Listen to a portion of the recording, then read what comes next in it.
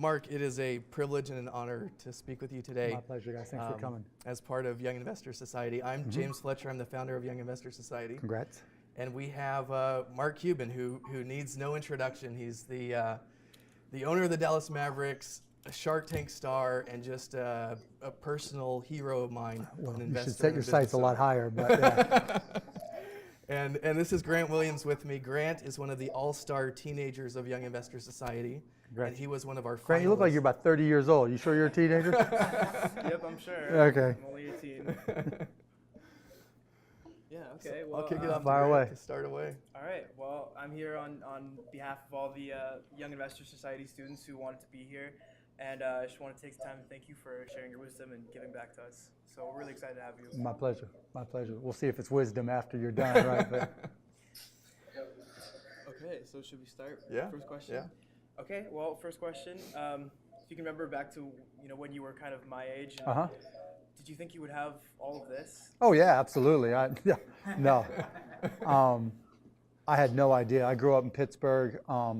My dad did upholstery on cars, so if you got a rip in your car seat, you took it to him. My mom had odd jobs from selling real estate to making baskets, and I was just a normal kid, but I was always into business. From as long as I could remember, I was selling something or working on something, trying to make money, and it just got me excited to be a business person, and it just took off from there. That's awesome. I mean, you mentioned that from a young age that you realized you wanted to be a business owner. Could you maybe pinpoint kind of exactly when? Oh boy. I mean, I remember being 9 years old and buying and selling baseball cards. Being in Pittsburgh, we were all big Pittsburgh Pirates fans. And so I would collect cards and then I would repackage them so that the ones I didn't like, I would sell to somebody else so I can use that to make more money. I mean, I've told the story a million times about selling garbage bags door to door. I mean, I shoveled driveways, you name it. I mean, I realized that if I was willing to work, there was somebody willing to pay me to do the work. And that's what helped me understand. I joined Junior Achievement. That helped me learn. I was sophomore and junior in high school, and we sold cookie trays. We would get a piece of aluminum that was cut, and then we would crimp it, and then literally would go everywhere. And one of our advisors would take me. It was I forget the name of it. It was a steel company, and I would just go to everybody, and I'd put on the puppy dog face. You really need a cookie plate, don't you, right? And sell it for whatever. And yeah, and Junior Achievement allowed me to start to understand the structure of a company, right? There was a president, a secretary, vice presidents, sales, expenses, balance sheets, accounting, all those, which really helped me accelerate my learning. So I was reading your book, and one of your mantras I'd love your thoughts on is you said it doesn't matter whether the glass is half full or the glass is half empty. Right. It just matters that you're Who's pouring the water. Who's pouring the water. And you were talking about controlling your own destiny. Yep. So talk about that. So talk about how you get from A to B and how you can control your destiny. I thought that was just a great point. We all have ideas and we all have business concepts where we think, okay, this is a great idea. And we all go through that same process. You have the idea. Yeah. You get excited about it. You get that feeling in your stomach, right? Then you go tell all your friends and they say, oh, it's a great idea. Then you go to Google and you look it up, right? And you get all excited because, oh, that's not really anything like it. And you convince yourself. But then the key part is what happens next. And so I've always been of the attitude that I want to be prepared. I'm not a risk taker, despite what people think. And I avoid risk by trying to know more about what I'm trying to do than anybody. Like I literally, back when I was 15, 16, I was collecting stamps. And that was another one of my businesses. And I would go to stamp shows in Pittsburgh, and I would take advantage of the variances in pricing from one stamp dealer to the next. So I'd say this, I'd buy this, literally I went in one day with a quarter, bought something for a quarter and turned that into $50, right? Because I put in the work to understand the stamp market, what stamps, what they were priced at. And I try to approach all my businesses the same way, whether it's the Mavericks or being 12 or being 16. You're always going to compete. 99.9999% of the times you're going to be competing with somebody. Yeah. Somebody's going to want to do the same thing as you or try to do it better. What is it that you can do to be prepared so that you know your industry, you know your business better than anybody? Because if somebody else knows it better than you, that means they're outworking you. And the one thing, I talk about, pouring the water. I also talk about the one thing in life you can control is your efforts. Yeah. Right? You can learn more about something than that. anybody else. Yeah. So the question was, are you born creative? Are you born an entrepreneur? Or, can you figure that out yourself? And the reality is you can figure it out yourself. Most people do a lot of talking and most people don't put in the effort. There's nothing you can accomplish in life with the right amount of work. The challenge is, are you willing to do the work? And the reality is most people aren't, but that's the opportunity, right?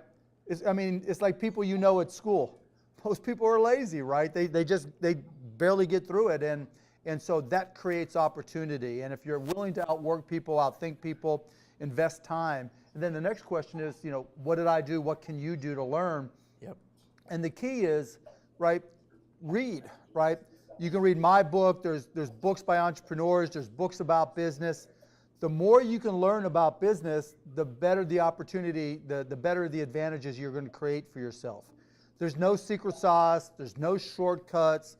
Getting a mentor isn't going to all of a sudden just propel you to the top. You've got to figure things out for yourself, and the younger you start, the better the advantages you'll have. Do you have a list of books that you would recommend for them to read? In terms of books I recommend, all of them. Literally, anything that you think is interesting that relates to business, read it.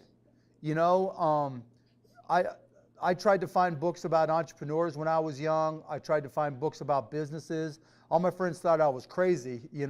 Why are you reading this? Why are you reading that? And it's because I enjoyed it. So, regardless of, you don't have to read the right books. If you read the things that are interesting to you, then you'll find things that you like to do. And once you find something you like to do, the goal is, can you be good at it? And if you can be good at it, then the next goal is, can you be great at it? And great things happen when you're great at something. Let me read this question from KP. So this is Jason's question, and he says, on Shark Tank, you are faced with a variety of businesses. When you evaluate each business, what is it that you are looking for? Here's how Shark Tank works. When they come in and stand on the carpet and pitch us, on TV it's like 15 minutes. In real life, it can go on for 2 hours.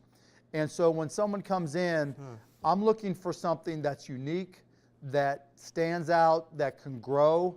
I'm looking for an entrepreneur that is committed to their business, that lives, eats, sleeps, and breathes their business, and really has a unique advantage. One of the questions we always like to ask is, what is it that is compelling about your business? What is it that differentiates you from everybody else? And, it's shocking sometimes, but it's hard for them to give an answer to that question. If you can't honestly say, this is what makes my company different, then you're not going to get an investment. That's key to what I look for. Can you talk more about that? Because we teach kids at Young Investor Society how to analyze a business, and we do it through the stock market and companies that they're looking at. And the big question is, what is the competitive advantage? Right. And what is that differentiation? And I think you in your book said you're kind of wired to look for that differentiation. What do you look for? Elaborate on that. We're all consumers. We all buy things all the time, right? I like to eat 7-Eleven hot dogs. Why do I go to 7-Eleven instead of somewhere else? The Mavs, we're just one more entertainment opportunity. Why would someone come to a Mavs game as opposed to going to a movie, right? And so when we talk about the Mavs, when people think about going to sporting events, and I'll use this as an example, you don't remember the jump shots after a while. You don't remember the home runs. You don't remember the touchdowns. You don't remember the score. You remember the experience. Yeah. We remember who took us. Our first game with our mom or our dad. We remember how we felt when we won that game. Going to a sporting event, it's one of the few places where you're allowed to stand up and scream at the top of your lungs, and you're encouraged to scream as loud as you want. And if someone hits a game-winning jumper, you're hugging people and high-fiving people you've never seen in your life and you'll never see again. Yeah. And you're walking out of the arena, singing and chanting and screaming. And if you lose that game, you're bummed out, and the entire city or the entire school can be bummed out. So when we sell the Mavericks, we don't sell basketball. We sell unique experiences. And so you've got to understand in your business exactly what the differentiation is and what the compelling aspect of that business is. But think about what you do as a consumer. What is it that makes you make the choices that you make? Why do you buy a certain thing? Why do you shop a certain place? Why do you go to a certain website? Those are the keys. So we're talking about success in business, and obviously you've had successful businesses, and some have been more successful than others. Right. Could you maybe share like a common thread or a pattern you see between the businesses that have been more successful than? Yeah, I mean the most successful businesses have people who love what they're doing, who don't look at it as a job, who don't. When people always ask, what do I have to do to be successful working for you? And my answer is always the same. If you reduce my stress, and if you reduce the stress of your fellow workers, and if you reduce the stress of your customers, you're going to be successful, right? Because we all look for ways to make our life better, make our life easier, and reducing stress, coming up with a more compelling product, just making it so that my best business is, solve problems, reduce stress, make people's lives easier, because that's what we all look for. Right? In school, you want to get through class, you want to get good grades, and you're looking for the best way to do that. When you start a business, you want to make your customers happy. You want to make it so that they don't think about going anywhere else. But again, you always got to think about your own consumer experiences. What is it that you look for? And that tends to guide you. Would you buy from your own company? And you got to be honest with yourself, because not all companies are going to be great, but my most successful companies understand that. So we have a question from Twitter. From Andy, and it is, when you invested in the Dallas Mavericks, when you bought ownership, did you think of it as an investment, or was it just to have fun because that value has increased a lot since you've taken ownership? No, when I bought the Mavs, it was to have fun. I was very, very fortunate financially, and I've been a basketball junkie my entire life. I mean, I literally I played pickup today at lunchtime, right? And so I just love the game. And so the idea that I could come in and buy the Mavs, and I mean, within my first week, I was playing Dirk one-on-one, and I won. Now, I got up 2-1 and I quit, but that's a different. I mean, before a game, I'll go out there and I'll go on the court and I'll shoot. That's still, all these years later, just the coolest thing ever. I mean, owning a team, someone hits a game-winning jumper, I get to run on the court, pile on, and not get arrested. You guys would get arrested. So just, buying the Mavs was very personal to me, and it was more exciting than a business. So tell us about a mistake, or tell us about an example of an investment that failed. I mean, I've had lots of investments that have failed. I mean, on Shark Tank, sometimes one of the challenges as an investor is sometimes entrepreneurs who take investments think that they've accomplished something by getting an investor, right? They get on Shark Tank, they get money from us or from me, and they think, okay, I've made it, right? Yeah. Getting an investment isn't the end, it's the beginning, right? It doesn't reduce your problems, it increases your obligations and responsibilities. That's why I tell people, don't take an investor unless you have absolutely no choice, right? Sweat equity is the best equity, because once you take my money, you better work your ass off, right? Yeah. And so the companies that have failed on Shark Tank, and I've invested, I think, in 71, and I think, about 10% have failed, about 15, 20% have done really, really well, and the rest are in the middle, one way or the other. Some people they get on the show and they think, I don't have to work anymore, I don't have to work as hard, or if I get an investor, it'll be easier, and it never works that way. Or they stop paying attention to detail, right? I've had a couple companies where it's like, all right, I'll hire people to do all the work.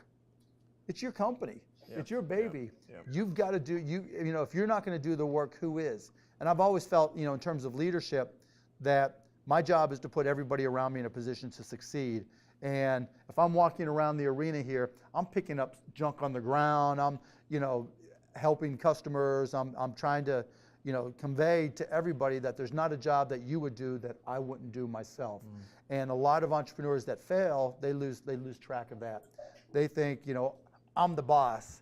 I mean, I had a job one time, and I was a horrible employee, where the president of the company spent more time telling me how I should dress than trying to help me close sales. Yeah. So you've got to do the work, and that's key.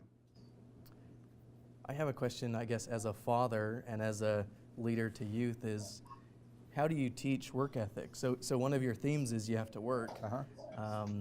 You have 3 kids, and I tell my how kids, do you teach them to work? I tell my kids that A, if they want something, they're going to have to earn it. Yeah. And B, if they don't work hard enough to earn it, I'm going to sell them off as medical experiments. That's the line in our house, right? I'm going to sell you off as medical experiments. You need money? Okay, we'll sell you off as a medical experiment. We can get you money that way. I'll go give blood. Dad, I'm 7. I don't care. All right, so I was reading in your book, and I noticed you wrote a list earlier in your life, like of all your favorite industries you'd want to work for, or that you saw potential in. Right. So if you were to rewrite that list today, what industries would be on that list? What would you add or take away? I would tell you that the number one thing that's going to dominate, by the time these guys are 5 years out of college, everything is going to be dominated by artificial intelligence. Period, end of story.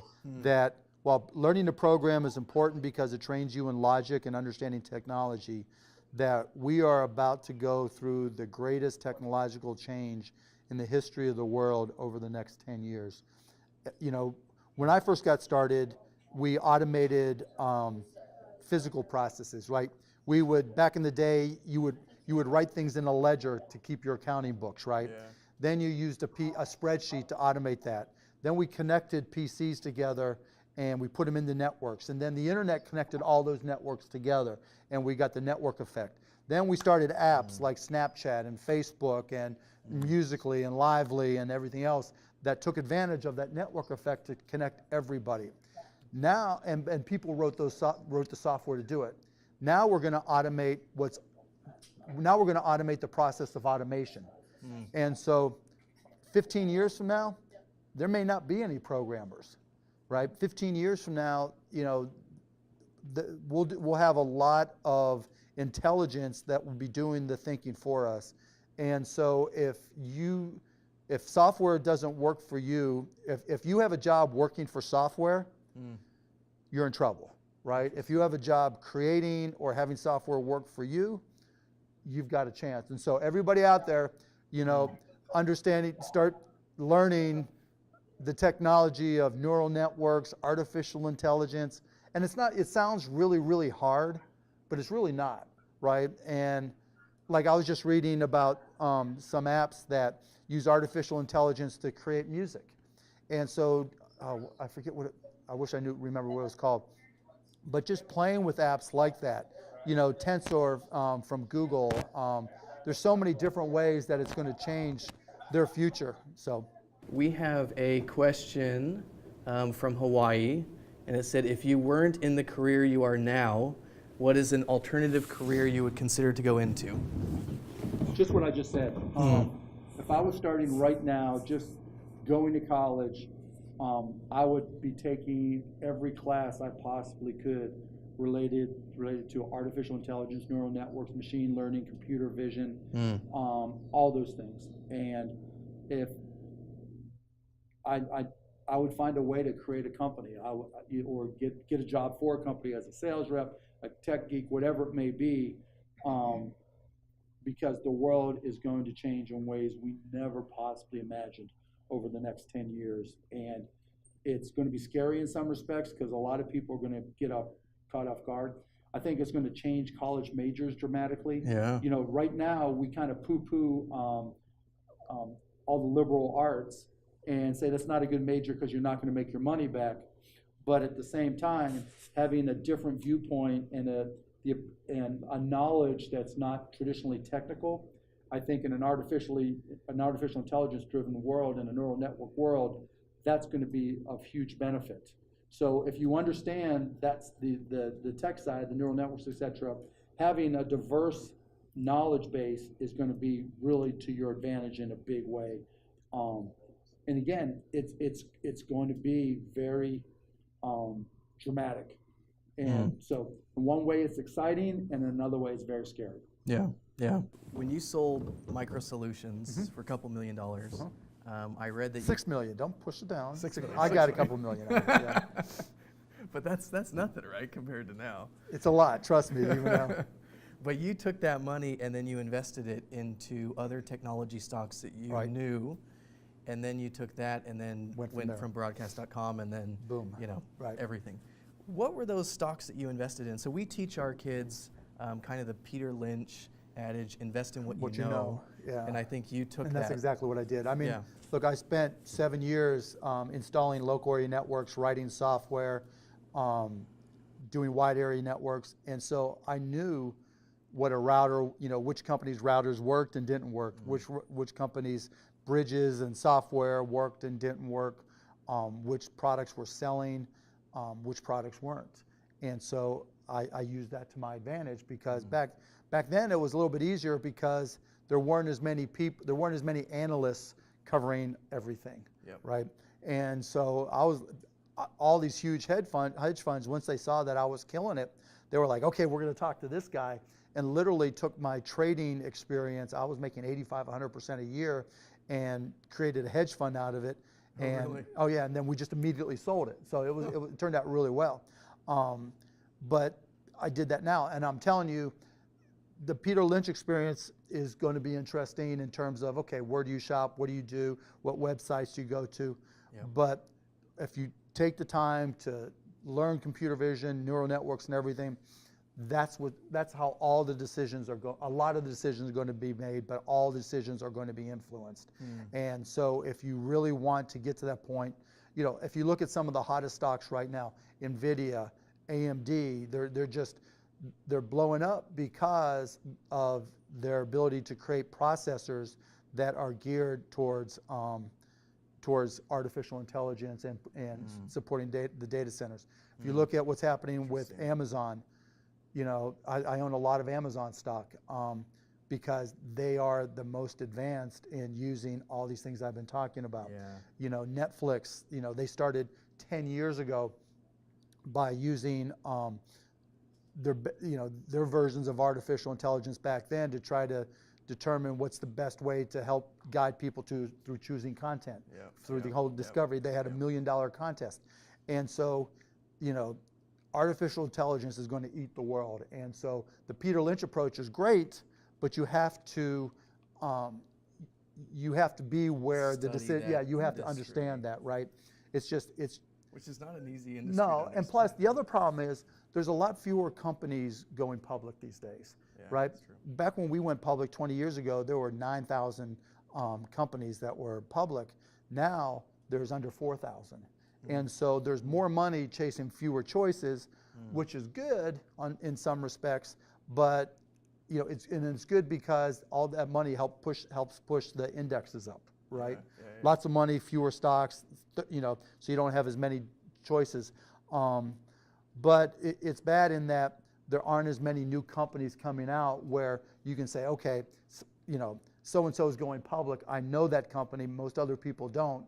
And that might give me an edge in my investing. Right, your Ubers and your Airbnb. And Snapchat, right? Snapchat's supposed to go public, Airbnb and Uber. And so let's talk about big time screw ups in investing. So there's a guy named Travis Kalanick, right? And he had a company called Red Swoosh. And I invested in it, and we sold it, and we made a little bit of money. His next company, he emails me, he's got this thing called Uber Cab. And he's like, you should invest in this, Mark. I'm like, I like it. It's a great idea. You're going to run into some resistance from all the taxi cab companies and all the transportation folks in different cities that are going to hate you. So, I like the idea, but I don't like the way you're pricing it. Never heard back from him again. Now, that's my problem with Travis personally, but obviously it turned into Uber. And so sometimes you make it and sometimes you miss them. But I've turned out okay. What about, so you're here, Mark, you're talking to the next generation of kids, and I think... no, they're the current generation. The current generation. That's true. The next generation of workforce. Unless artificial intelligence has evolved faster than I expected, right? when we look ahead, I mean, I think you see countrywide, there's kind of disenchantment at the political system and the millennials trying to find their voice. Would you consider entering public office? Would you consider being a voice to kind of that disenchantment? I'd be a great president. I'd be like, let's party. That's going to be my party, the let's party. I don't know. I think despite what some politicians say, we don't need to make America great again, right? Yes, there's disenchantment with Washington, but there's 1,000 politicians in Washington, right? And there's 350 million of everybody else, right? And I think it's never been a better time to be an entrepreneur. Really? I mean, you can go out and just watch Shark Tank. I mean, they all come from somewhere, right? Yeah. You can be in the smallest town and the biggest town, it doesn't matter. If you have an idea, you can pursue your idea and make something happen. I mean, you've never had more flexibility. Used to be you had to have a job, right? And people try to have a career. Yeah. Now you get an app, you can sell your time, right? Okay, so I'm gonna go to school. I'm gonna go play on the basketball team. I got an extra 6 hours on Saturday. I'll do something on TaskRabbit, right? I'll go make some money. There's never been easier. Every kid can go and make some money. Yeah, the right? barrier to entry is. There's none, right? Hey, I'll run errands for Postmate, right? There's 100 apps that let you sell your time, right? And so as long as you can sell your time, you can make money. Yeah. And so, we look at the numbers and we talk about teenage unemployment for jobs, but there's an allowance in every app. Right, in every Sell Your Time app, and that's unique. It's never been that way in the history of kids. All these guys here are like, "No, man. I had to work at a grocery store. I had to, I worked at a delicatessen one time, and I was using one of the slicing machines, and I thought I had it down, and I got distracted. There's a piece of my finger in an Isley's in Pittsburgh. There's still blood everywhere in that place." We had to have real jobs. Now it's like, okay, I'm bored, and your mom or dad or whoever says, no more NBA 2K, go make some money. Used to be, go get a job. It's a great time to be a teenager because you don't have to get a stinking job. You just got to get an app and have somebody pay you and be in the right place. So I think it's changing for the better. I think there's great opportunities. I think, there's never been a better time to be able to network locally, to start a company, to learn. When I was in high school, I dropped out of high school to go to college. And I had to sneak in when I got to Indiana, I snuck into graduate level statistics. And then I'll tell you the story about how my professor that I snuck into was killing it on Jeopardy, and then I ended up hiring him. But in any event, but I had to sneak into these classes to be able to challenge myself. Now, if you want to learn any of the stuff that I've been talking about, you just download an app, or you just you go to Udacity, you go wherever you. There's no limit to what you can learn. You want to learn about investing, working. I mean, literally, you can learn anything in the world that you want to learn. It's incredible. And, I had to sneak in. I had the dean of Indiana University come up there, bang me on the chest. What the hell are you doing? You go back to, being by the time I was halfway through my sophomore year at Indiana, I had like a year of my MBA done. And it was like, without paying for it, which didn't make him happy.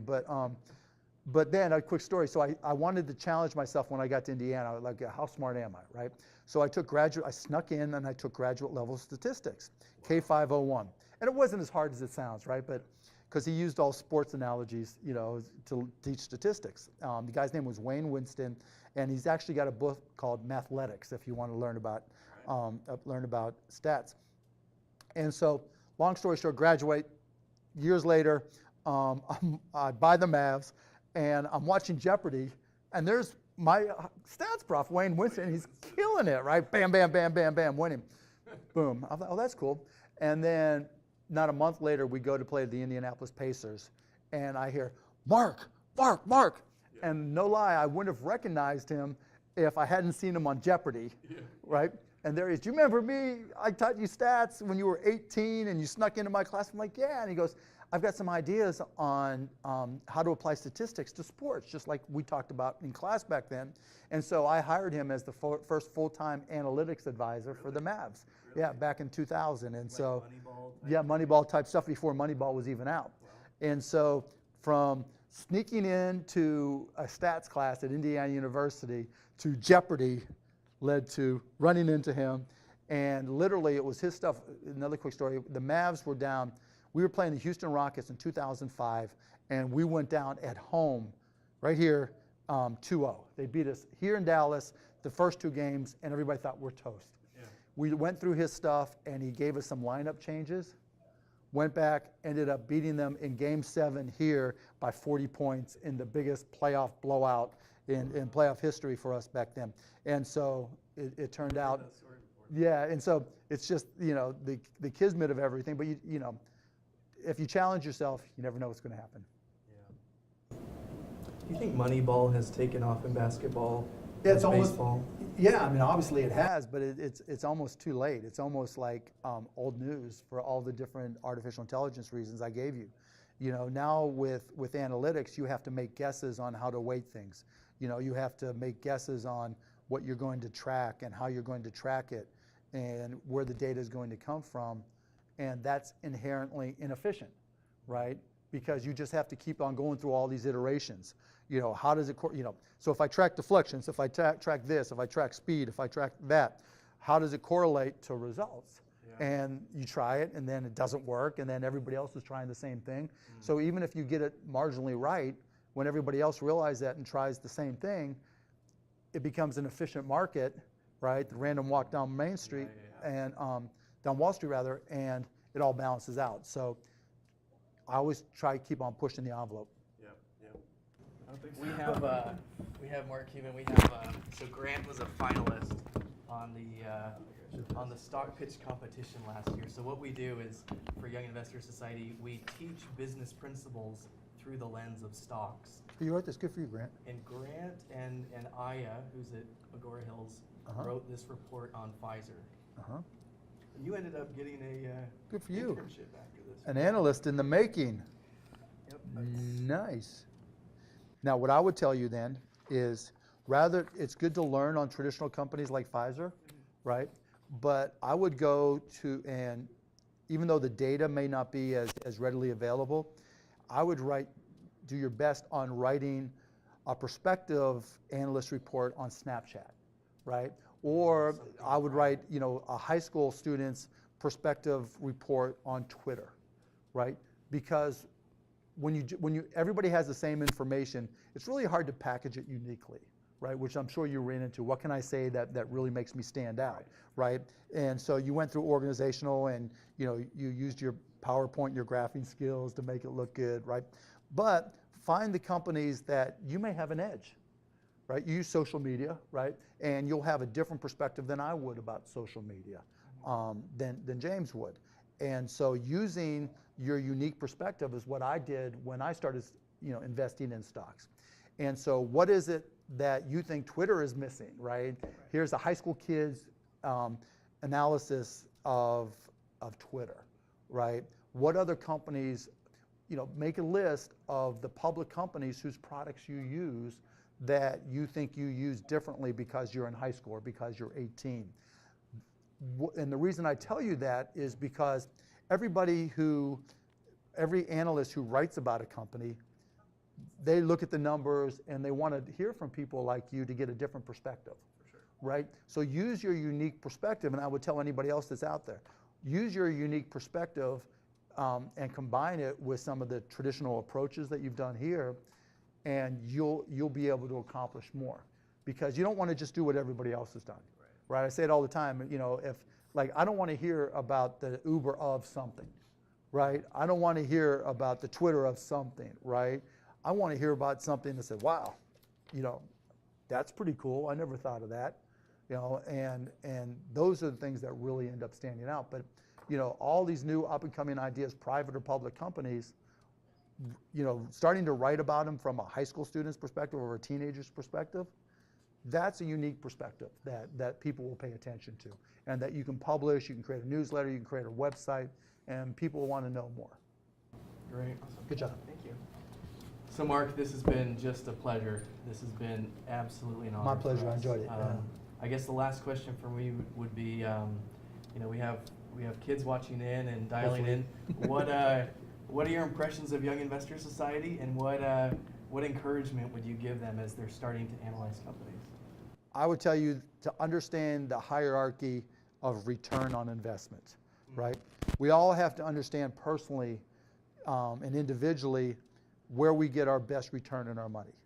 And so what I would tell you is investing in stocks is not the first place you should invest your money. Number one is pay off your debt, right? Why do you pay off your debt first? Because you're paying a credit card company 18%. It's hard to get an 18% return on your money, so pay off your debt first. Maybe if you buy the Mavs. That's Exactly, well, it depends. So one, pay off your debt. Number two, save some money, because the challenge in investing a lot of times is life doesn't match up to your returns, right? So you may have the best investment in the world and find yourself having to sell that investment because you have to pay for school, right? Or you have to fix your car, or whatever it may be.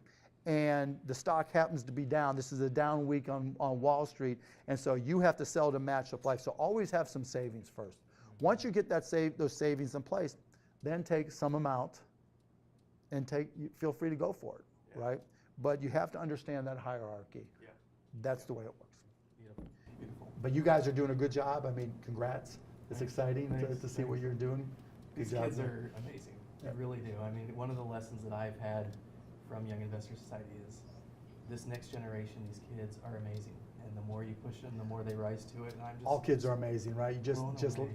give them confidence to go out and give it a shot. And congrats out there, guys. Hope you all just crush it. And I hope I see you in Shark Tank. Thanks, guys. All right, signing off.